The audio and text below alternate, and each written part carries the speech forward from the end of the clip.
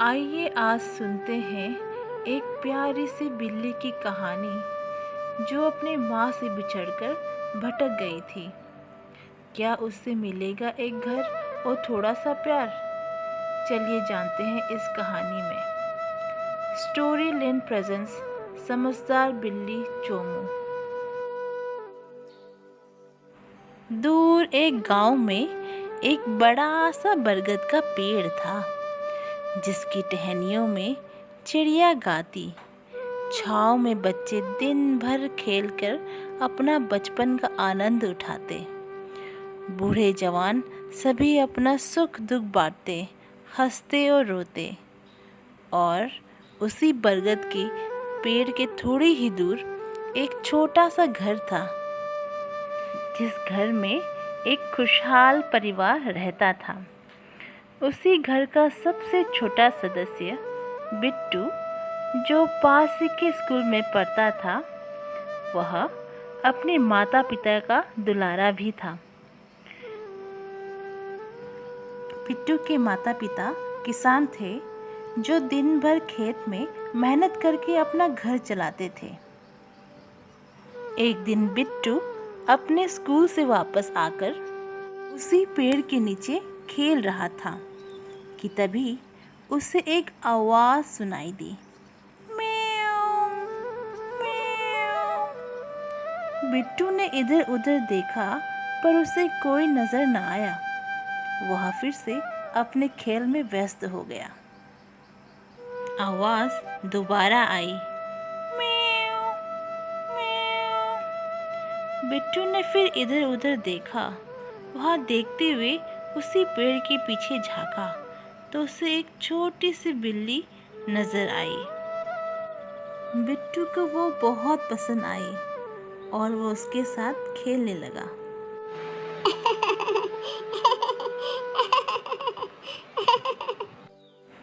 थोड़ी देर खेलकर बिट्टू बोला, तुम तो बहुत प्यारी हो। आज से मैं तुम्हें चोमू बुलाऊंगा। बिट्टू ने मन ही मन चोमू को अपने साथ रखने के बारे में सोचा। वह तुरंत भागते हुए अपनी माँ के पास गया। माँ, माँ, माँ, उस बड़े पेड़ के नीचे एक छोटी सी बिल्ली है। मुझे वो बहुत पसंद आई। क्या हम उसे अपने साथ रख सकते हैं? माँ बोली, बेटा बिट्टू, ऐसे कैसे हम किसी बिल्ली को अपने साथ रख सकते हैं? वैसे भी तुम्हारी परीक्षा नज़दीक आ रही है, तुम अपनी पढ़ाई पे ध्यान दो। ऐसा कहकर माँ वापस अपने काम पे लग जाती है। अगली सुबह बिट्टू थोड़ी सी दूध और रोटी का टुकड़ा चोमू के लिए ले जाता है। देखो चोमू, मैं तुम्हारे लिए क्या लाया हूँ। तुम्हें भूख लगी होगी ना? लो, पेट भर के खा लो। चोमू खुश होकर सारा खाना खा लेता है। थोड़ी देर बाद बिट्टू अपने स्कूल चला जाता है। स्कूल में भी बिट्टू चोमू के बारे में ही सोचता रहता है। स्कूल से वापस आकर बिट्टू ने देखा कि चोमू उसी पेड़ के नीचे बैठा है। थोड़ी देर खेलकर बिट्टू वापस अपने घर चला जाता है। चोमू बिट्टू के पीछे पीछे घर तक आ जाता है। उस रात जब बिट्टू सोने वाला था, तभी खिड़की से चोमू की आवाज़ आती है। म्याऊं, म्याऊं। उसने देखा चोमू खिड़की के पास ही बैठा हुआ है। अरे चोमू, तुम तो मेरे पीछे पीछे घर चले आए। भूख लगी है? रुको, मैं तुम्हारे लिए कुछ लाता हूँ।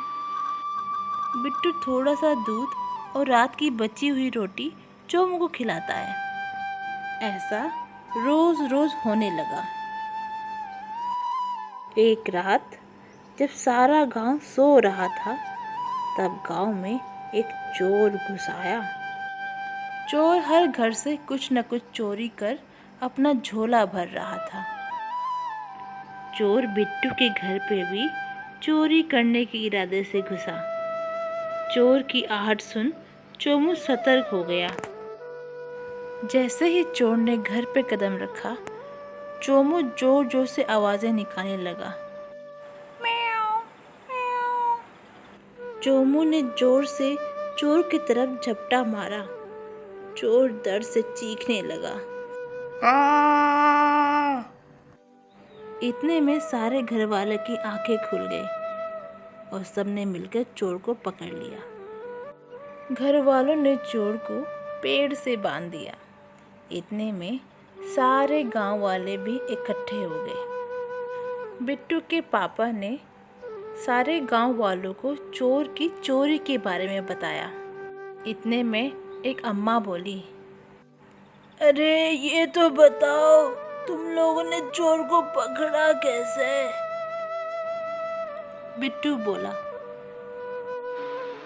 चोमू ने हम सबको सतर्क करके चोर पे हमला किया। उसी की वजह से आज ये चोर पकड़ा गया।